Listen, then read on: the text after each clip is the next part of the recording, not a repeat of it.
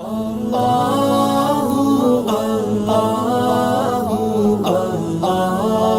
نے خود کبھی تصدیق نہیں کی، آج تک کسی سنی عالم نے یا سنی پبلک میں سے کسی شخص نے اہل تشیع کی مسجد میں جا کے قرآن کو فزیکلی خود چیک کیا ہے کہ وہ کتنے پاروں والا قرآن چھاپ رہے ہیں یا وہ کس قرآن کو مانتے ہیں؟ تو آپ کو پتہ چل جاتا.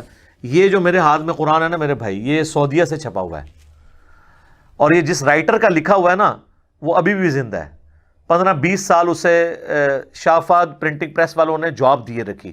میں 80s کی بات کر رہا ہوں. اسی وقت انہوں نے اس سے یہ قرآن لکھوایا، اور کمال کی اس کی رائٹنگ ہے کہ ہر صفحے کے اوپر آیت مکمل ہو رہی ہے ایک. یہ آلموسٹ آپ دیکھ لیں 500 سے بھی زیادہ، 600 صفحات کے اوپر یہ مصحف ہے، اور اس کا نام ہے عثمان طٰہٰ. دمشق شام کا وہ رائٹر ہے جس نے یہ کاتب جس نے یہ قرآن لکھا ہے. یہ بلو بائنڈنگ کے ساتھ سعودیہ سے چھپ رہا ہے، یہی ریڈ بائنڈنگ کے ساتھ اسی کے رائٹس ہیں جو ایران سے چھپ رہا ہے. آپ پاکستان میں شیعہ کا کوئی بھی مدرسہ دیکھ لیں، اس میں یہی قرآن پڑھا ہوگا، سیم چھاپا. تو یہ پھر جھوٹے پروپیگنڈے انہوں نے کیوں کیے ہوئے ہیں خام خواہ کہ جی ان کا تو یہ عقیدہ ہے. بھائی قرآن جو ہے یہ مشرق سے لے کر مغرب تک، شمال سے جنوب تک، دنیا میں ہر مسلمان کے گھر ایک ہی مصحف ہے، کوئی اختلاف نہیں ہے مصحف کے اوپر. کتابوں کے اندر اگر روایتوں کا چکر آیا تو وہ تو میری الگ سے ویڈیو ریکارڈ موجود ہے. اہل سنت اور اہل تشیع دونوں کے ہاں اس قسم کی مردود روایتیں پائی جاتی ہیں، یا آؤٹ آف کانٹیکسٹ وہ روایتیں کوٹ کی جاتی ہیں جس سے عام آدمی کو یہ شائبہ ہوتا ہے کہ یہ قرآن کو محفوظ نہیں مانتے. اور آپ کو حیرانگی ہوگی کہ صرف سنی نہیں، شیعہ بھی اہل سنت کے بارے میں اس طرح کے دعوے کرتے ہیں کہ یہ اس قرآن کو محفوظ نہیں مانتے. اور اس قرآن کے بارے میں جس کے بارے میں قرآن میں خود گارنٹی ہے، سورۃ الحجر کی آیت نمبر 9، اِنَّا نَحْنُ نَزَّلْنَا الذِّكْرَ وَإِنَّا لَهُ لَحَافِظُونَ. اس الذکر یاد دہانی کو، اس کتاب کو ہم نے نازل کیا، ہم ہی اس کی حفاظت کرنے والے ہیں. اللہ نے حفاظت کی گارنٹی خود لی ہوئی ہے، تو اس کے لیے کسی عالم دین سے سرٹیفکیٹ کی ضرورت نہیں ہے. جھوٹے پروپیگنڈے ہوتے ہیں. اور وہ یہ جو پہلے مجھ سے پھکی والا جواب لے لیں، یہ کہتے ہیں جی شیعہ چونکہ گستاخ صحابہ ہے نا اس لیے آپ کو ان میں کوئی حافظ نہیں ملے گا. اچھا، تو میرا سوال ہے کہ گستاخ صحابہ بڑا مسئلہ ہے یا گستاخ رسول ہونا؟ تو بریلویوں کے نزدیک اہل حدیث اور دیوبندی پکے گستاخ رسول ہیں، تو پھر اہل حدیث اور دیوبندیوں میں کوئی حافظ قرآن نہیں ہونا چاہیے. ہائے ہائے ہائے ہائے، کیسی پھکی ہے اس تو بڑی پھکی. گستاخ رسول بڑی چیز ہے یا اللہ کا گستاخ ہونا؟ ہاں، تو اہل حدیث اور دیوبند کے نزدیک بریلوی مشرک ہیں اور وہ اللہ کے گستاخ ہیں کیونکہ اللہ کے ساتھ شرک کر رہے ہیں. تو بریلویوں میں تو کوئی حافظ قرآن نہیں پھر ہونا چاہیے. تو کیا پریکٹیکلی ایسا ہی ہے کہ بریلویوں کے اندر کوئی حافظ قرآن نہیں ہے، دیوبند اور اہل حدیث کے اندر کوئی حافظ قرآن نہیں ہے؟ تو یہ جو آپ نے کہانی کرائی تھی، یہ چورن بیچا تھا، وہ تو میں نے فزیکلی آپ کا ختم کر دیا. رہ کے اہل تشیع تو سر پاکستان میں ٹرینڈ نہیں ہے اہل تشیع کے ہاں حفظ والا. اب حفظ کے مدرسے ان کے آئے ہیں. ہمارے پاس جو حیدر نقوی بھائی آتے ہیں وہ حافظ قرآن ہے، اور ماشاءاللہ اس طرح ان کو کراس ریفرنسز یاد ہیں کہ آپ حیران ہو جائیں. بڑے پکے حفاظ بھی اس طرح نہیں کہ ریفرنس کوٹ کر سکتے. ایران میں ہزاروں حفاظ ہیں، پاکستان میں بھی اب کئی ایک حفظ کے مدرسے شروع ہیں. اور اہل تشیع کے ہاں جو سب سے ایک سمجھ لے کم درجے کا فرقہ جسے اثنا عشری شیعہ جو ہیں وہ گمراہ سمجھتے ہیں، وہ ہیں اسماعیلیہ، اور ان کی بھی برانچ ہے بوہریہ. اسماعیلی بوہری جو ہے نا انڈیا میں ہزاروں حفاظ ہیں ان کے اندر. ایک ایک خاندان میں سارے گھر والے حافظ ہیں. ترجمہ ویسے کسی کو نہیں آتا. وہ مجھ سے رابطہ کرتے ہیں نا، ایک بھائی ریورٹ ہوئے، کویت میں رہتے تھے، تو وہ کہتے ہیں میں نے آپ کی ویڈیوز دیکھ کے قرآن ترجمے سے پڑھا تو مجھے پتہ چلا کہ میرا یعنی عقیدہ قرآن کے مطابق نہیں ہے، لیکن وہ کہتے ہیں ہمارے خاندان میں چھوٹے چھوٹے بچے حافظ ہیں.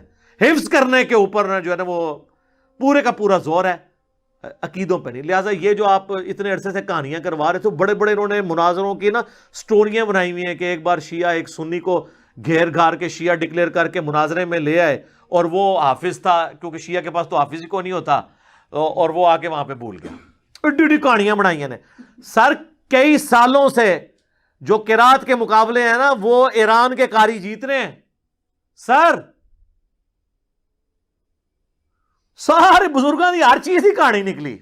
آواز اڑنا بھی کہانی نکلی، اور جو زمین نہیں ہے چیزیں سن وہ بھی غلط، اڑنے والی بھی غلط.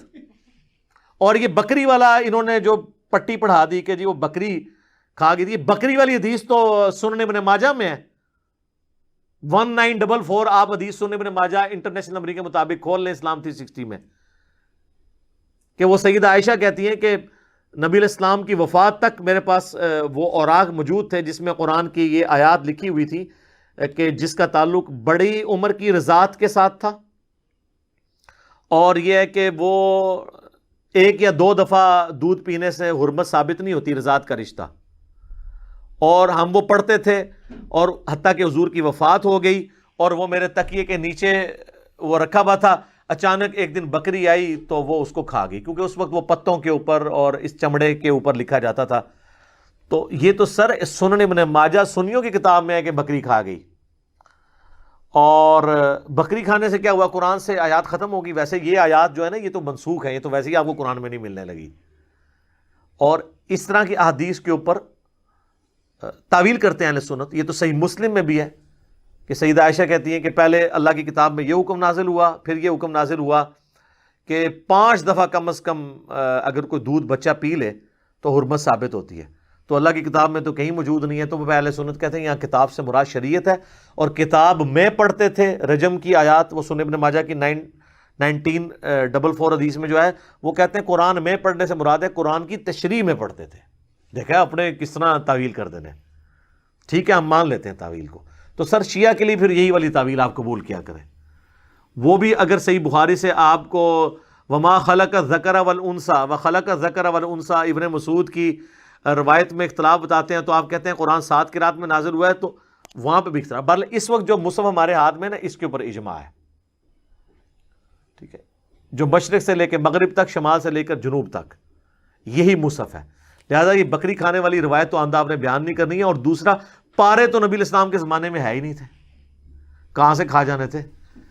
نبی الاسلام کے زمانے میں تو صورتیں تھیں، یا صحابہ کے زمانے میں منزلیں ہوئیں تاکہ 7 منزلیں ایک ہفتے میں کوئی قرآن مکمل کر لے. بعد میں جب تھوڑی سستی آئی تو پھر اس کو 30 پاروں میں ڈیوائڈ کیا گیا کہ اگر کسی نے مہینے میں قرآن مکمل کرنا ہے تو روز کا 1 پارہ پڑھ لے. یہ تو بنو امیہ کے دور کے اندر پہاڑوں ان کی پاروں کی ڈویژن ہوئی ہے. اس لیے آپ دیکھیں سعودیہ میں آپ کو کئی قرآن ملیں گے جو پاروں کی تفریق کے بغیر پرنٹ ہوئے ہیں. وہ اس تفریق کو مانتے ہی نہیں ہیں. تو لہٰذا یہ بکری کھا گئی تھی، یہ بالکل جھوٹ ہے. اور یہ بھی جھوٹ ہے کہ حافظ نہیں ہوتا، ورنہ تو میں نے بہت بڑی بات کر دی ہے کہ اگر صحابہ کے گستاخ میں کوئی حافظ نہیں ہے تو رسول اللہ کے گستاخ یعنی دیوبندی اور اہل حدیث بقول بریلویوں کے، ان میں بھی کوئی حافظ نہیں ہونا چاہیے. تو امام کعبہ تو ہر دفعہ مصلی سناتا ہے، جس کے پیچھے آپ کہتے ہیں نماز نہیں ہوتی ہے، اس کو حفظ کیسے ہو گیا ہوا ہے؟ سر میرا تو یہ دعویٰ ہے کہ کافر بھی قرآن کو حفظ کرے نا اس کو بھی حفظ ہو جائے گا. سر گرو نانک کو 14 پارے یاد تھے، یہ تو مسلمان فخریہ بتاتے ہیں. یہ تو نالج کی بات ہے، کوئی بھی حاصل کر لے. اور بقول دیوبند اور اہل حدیث کے بریلوی جو ہیں اللہ کے گستاخ ہیں، شرک کرتے ہیں. تو بریلویوں میں تو اتنے حافظ ہیں، صرف الیاس قادری صاحب نے جتنے حافظ نکال دیے ہیں، آندہ تو 50 سال آپ حافظ نہ پیدا کریں، اتنے حافظ انہوں نے مدنی منوں کی شکل میں مدرسۃ المدینہ سے نکال دیے ہوئے ہیں. تو حفظ کرنے سے کیا ہو جاتا ہے؟ تو شیعہ کے ہاں بھی میرے بھائی ہزاروں حفاظ موجود ہیں. آپ جائیں ان سے، وہ آپ کو بتائیں گے کہ جناب یہ حافظ ہیں، آپ ان سے ملیں. پھر آپ نے کوئی نیا بہانہ گھڑنا ہے. حفظ چاہے ادھر کسی نے کیا ہو چاہے ادھر کیا ہو، جب تک اس کے مطابق نہیں اپنے آپ کو کرتا نا کوئی فائدہ نہیں ہے. میرا ایک یوٹیوب پہ کلپ بھی ہے، افسوس ایسے حفاظ کے اوپر. جن حافظوں کے آپ کو فضائل بتائے جاتے ہیں وہ حافظ اور ہیں جو قرآن کے حلال کو حلال اور حرام کو حرام جانے. ان حفاظ کے لیے فضیلت ہے. خالی حفظ کرنے سے کچھ بھی نہیں ملنا جب تک آپ اس کے اوپر عمل نہیں کریں گے. لہذا یہ بالکل کہانی تھی کہ جی شیعہ کا قرآن الگ ہے، سنیوں کا الگ ہے. اور شیعہ جو ہے وہ 40 پارے مانتے ہیں اور سنی 30 پارے مانتے ہیں. میرے بھائی ہم تو 40-30 کی تفریق سے بھی پہلے کی بات کرتے ہیں. قرآن کی 114 صورتیں ہیں. میری اس حوالے سے کئی ایک ویڈیوز قرآن کے تعارف کے اوپر ریکارڈڈ موجود ہیں. قرآن کی جو تفسیر ریکارڈ ہوئی اس میں پہلے 6 لیکچرز قرآن کے انٹروڈکشن میں میں نے 40 پوائنٹس کور کیے ہیں. اس میں میں نے یہ چیزیں ڈسکس کی تھی کہ خدا کے لیے ایک دوسرے پہ جھوٹے الزام لگانا چھوڑیں. غیر مسلم جب اس طرح کے مناظرے ویڈیوز دیکھتے ہوں گے تو کیا سوچتے ہوں گے مسلمانوں کے بارے میں کہ ان کا تو اپنی ایک جو کتاب ہے اس کے اوپر ہی کوئی اتفاق نہیں ہے، جبکہ پریکٹیکلی سب یہی قرآن پڑھ رہے ہیں۔ بتائیں نا کسی شیعہ کے گھر سے دوسرا قرآن نکلا ہے یا کسی سنی کے گھر سے دوسرا قرآن نکلا ہے، پریکٹیکلی تو اسی کو فالو کر رہے ہیں۔ تو پھر بات خام خواہ چند کمزور روایات یا آؤٹ آف کانٹیکسٹ روایات اٹھا کر، جن کو سنی شیعہ کے بڑے محدثین خود ریجیکٹ کرتے ہوں یا تعویل کرتے ہوں، وہ آپ ان کے کھاتے میں تو نہ ڈالیں۔ امین الحسینی صاحب ہیں ایک شیعہ کے اسکالر، انہوں نے کتاب لکھی ہے شیعت کا مقدمہ، اس میں شیعہ کے اوپر جو الزامات ہیں ان کے جواب دیے انہوں نے کہ یہ تو آپ کی پبلک نے آپ کو پڑھایا ہوا ہے، ایسا تو نہیں ہے۔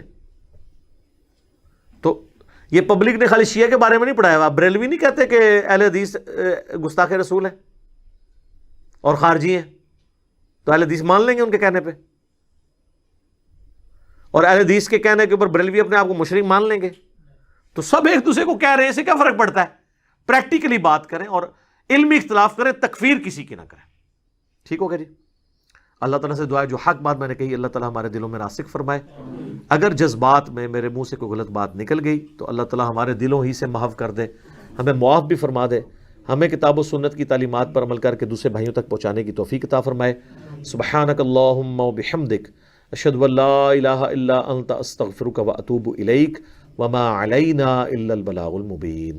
جزاکم اللہ خیرا۔